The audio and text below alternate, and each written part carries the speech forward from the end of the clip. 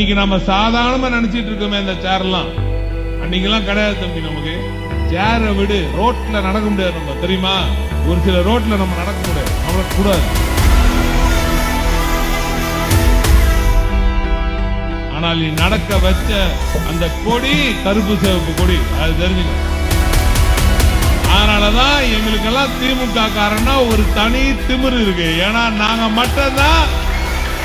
மட்டும்தான் இந்த இனத்தை வளர்த்தெடுத்த ஒரே இயக்கம் திராவிட முன்னேற்ற கழகம் என்ற இந்த இயக்கம்.